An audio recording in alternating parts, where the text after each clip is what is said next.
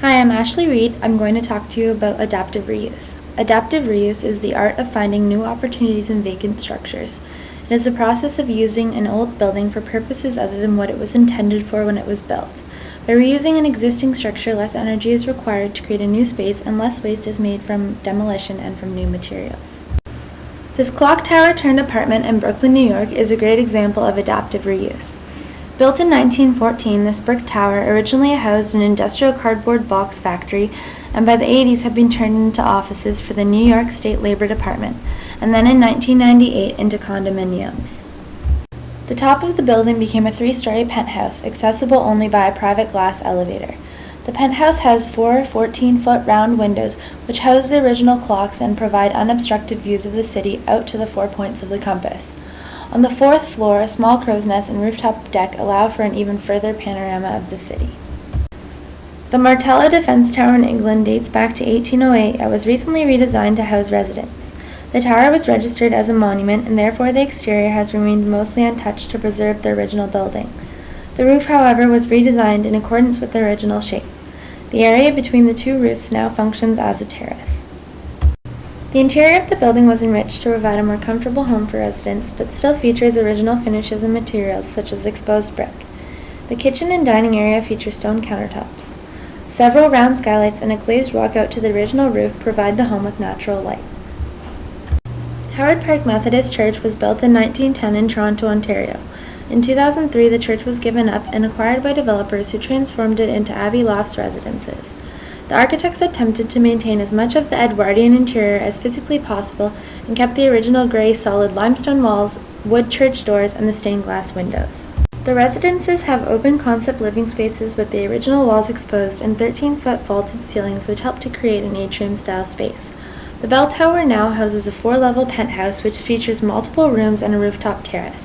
The residence still features some aspects of the Tudor style such as overlapping gables, parapets, and patterned stonework. This next building was originally a water tower found in the Netherlands and dates back to the early 1930s. The water tower was converted into a residence by Zek Architects in 2004 and is now known by the name of the Water Tower of Living. The 21st century home is 9 levels.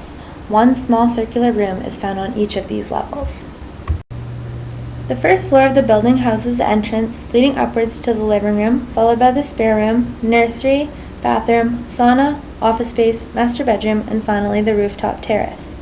The unparalleled residence maintains the building's industrial characteristics through the use of materials such as steel, concrete, and glass.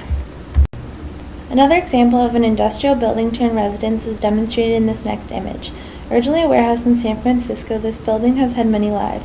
First as a Lucky Strike warehouse, then an auto repair shop, an art installations company, followed by a software company, until Natoma Architects turned it into a spacious modern home and art factory. This warehouse was a perfect fit for an open layout home, considering its expansive floor plan. Their first order of business was to restore the original warehouse and make it suitable for a residence. The jagged background of the building was masked through just the use of gray stain and paint. The rustic interior features contrast nicely against the modern furniture. Built in Montreal in 1894, this National Historic Site originally served as the Victorian, Erskine, and American Church and was then reconstructed to hold the Montreal Museum of Fine Arts in 2008.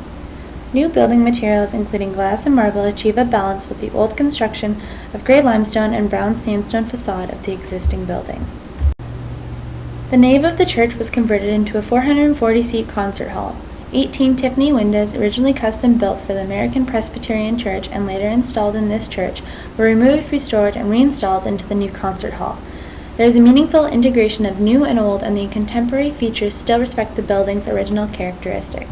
This building was once the Ford Motor Company factory but was closed down after its inability to meet the increased demands of production. Orton Development rehabilitated the vacant 500,000 square foot building.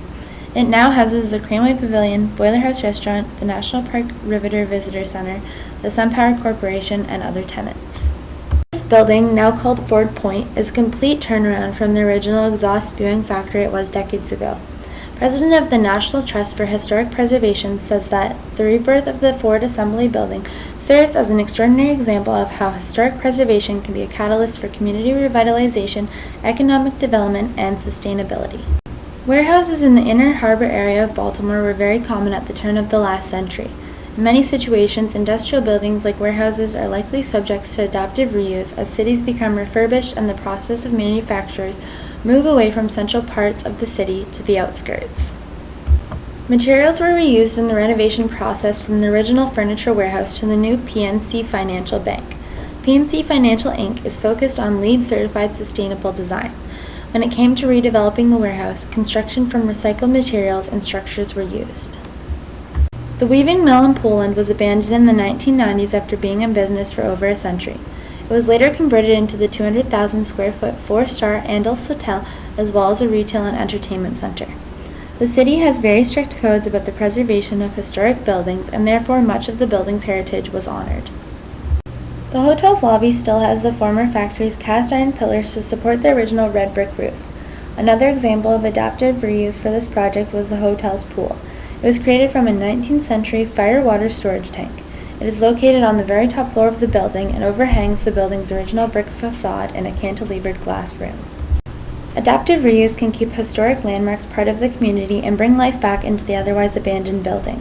Recycling and revitalizing these structures makes for one-of-a-kind spaces for residential, commercial, or municipal sites. Adaptive reuse is a sustainable solution and is an effective way to reduce urban sprawl as well as an environmental impact.